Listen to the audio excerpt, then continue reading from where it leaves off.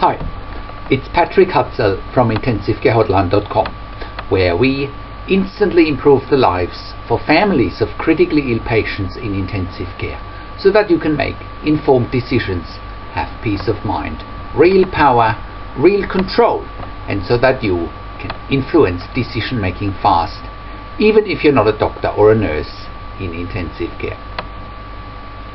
This is another episode of Your Questions Answered. And in last week's episode, I answered another question from our readers. And the question last week was, how long does someone stay in intensive care when having a lung transplant? You can check out the answer to last week's question by clicking on the link below this video. In this week's episode of Your Questions Answered, I want to answer the next question from Belinda, and this week the question is part 4 of my 84-year-old dad has been in ICU for 3 months. He's ventilated with a tracheostomy.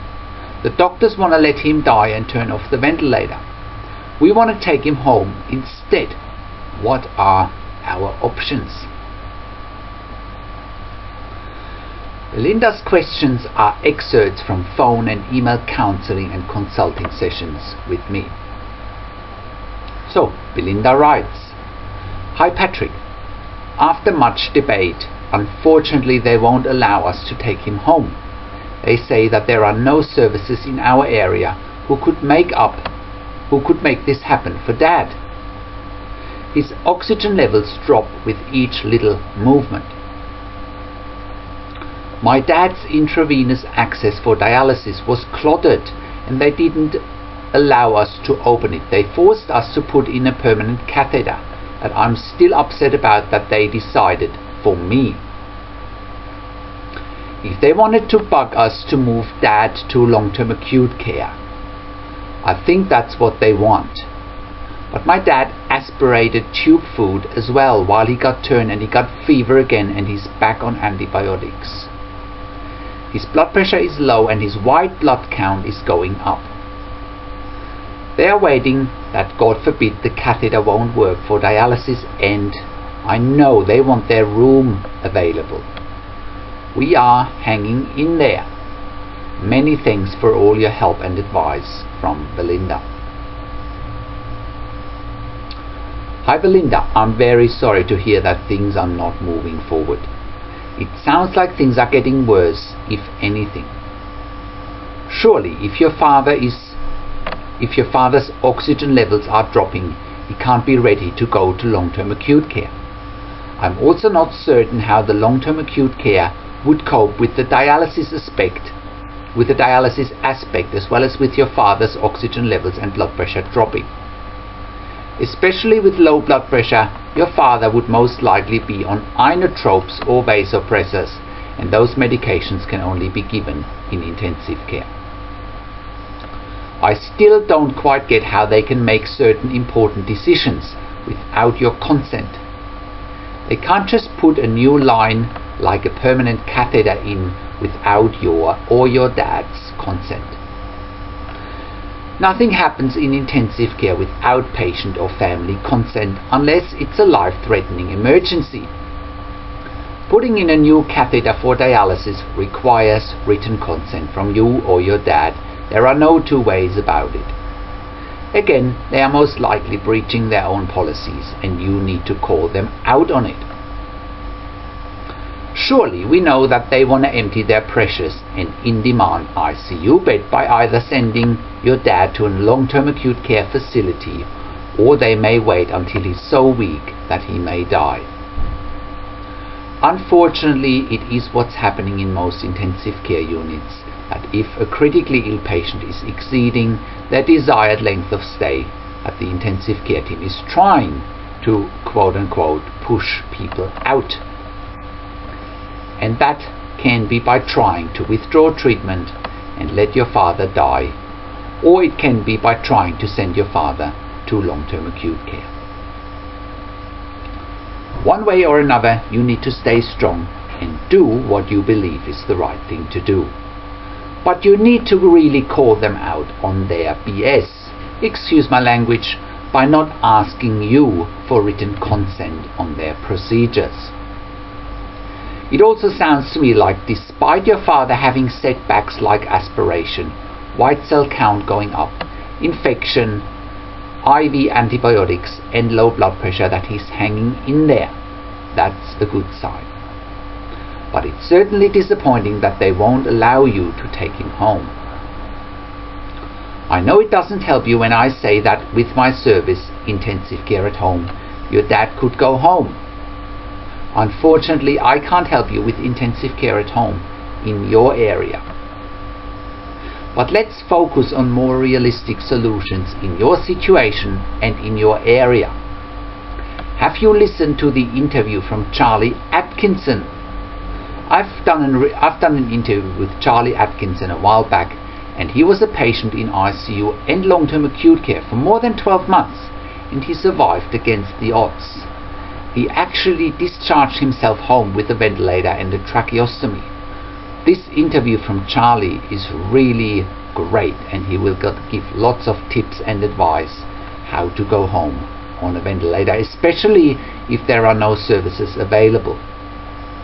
So check out the link to the interview and the podcast with Charlie below this video in the written version of the blog. Charlie is really giving great insights of what's doable in challenging situations, even when ventilator dependent. Charlie is a remarkable man who managed to discharge himself home on a ventilator with a tracheostomy by being extremely resilient and also by being forward looking. Next thing that I would strongly recommend is physiotherapy. Has your dad been receiving any physiotherapy? Arm and leg movement, chest physio, sitting out of bed, etc., etc. Yes, you might say he's too weak to have physiotherapy. However, every patient in intensive care should be receiving physiotherapy irrespective of current situation and condition. If he's not getting the physiotherapy, he's not having the stimulation he needs. Also, have you thought about or considered to have him moved to another hospital or another intensive care unit? One way or another, you need to change your approach with the intensive care team in order to get what you want. You really need to start managing the intensive care team before it's too late. At the moment, they are not giving you any options, and they are not giving you choice to have your dad looked after on your terms. Unfortunately, your current approach still isn't working. One strategy that's working for most of my clients is to really become difficult and demanding when dealing with the intensive care team, especially when the situation has become as difficult and challenging as yours. The reason this strategy of becoming difficult and demanding is working because it's simple that intensive care teams are not used to being challenged by families. I think you haven't quite stepped into your own power as yet, and I think to a degree you are still held back by your beliefs of being inferior to the intensive care team, or you might even feel intimidated by the intensive care team. Once you step up to the level where you start to proactively manage the intensive care team instead of them managing you, that's usually when the dynamics start to change. The reason the dynamics are changing when you start to proactively manage the intensive care team so that they don't manage you is that 99% of the families of critically ill patients in intensive care make no informed decisions. They have no peace of mind, no control, no power, and no influence, and they certainly don't try and manage the intensive care team. That's usually beyond their beliefs that this is even a possibility, because they tend to be so intimidated by the perceived power and the perceived authority of the intensive care team that they usually don't have the guts to even try and change the dynamics of the relationship.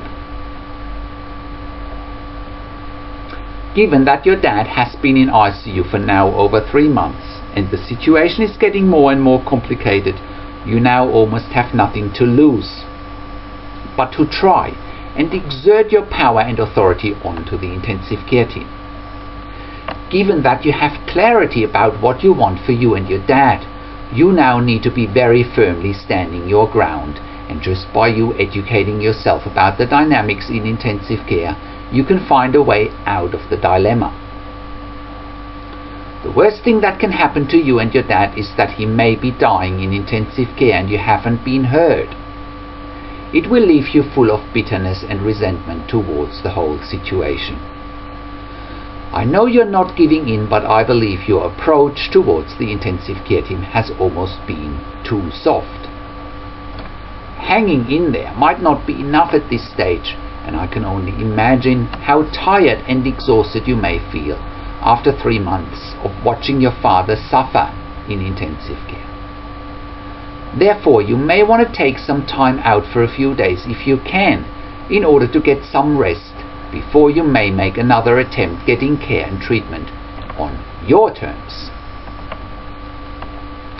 The dynamics often change when you start changing your communication style, and it often changes when you are clear and precise in your communication. This includes speaking to the intensive care team in non-ambiguous terms and making your expectations very clear. This includes, but is not limited to, letting the intensive care team know that you want their withdrawal of treatment policy or their DNR, do not resuscitate policy, by a certain time and date. For example, you can tell them you want it tomorrow by 3 p.m. Just by doing that, they all of a sudden realize that you are serious about your attempts in getting care and treatment on your terms. You'd be very surprised what happens if you draw a line in the sand and stick with it. This is crucial in getting what you want. I do believe by what you are describing that the intensive care team has heard your message loud and clearly enough to warrant for them to change their approach. That's why it's so important that you change your communication style and become more difficult and demanding. So, how can you become the best advocate for your critically ill loved one, make informed decisions, get peace of mind, control, power and influence quickly whilst your loved one is critically ill in intensive care? You get to that all-important feeling of making informed decisions, get peace of mind, control, power and influence when you download your free Instant Impact Report now by entering your email below.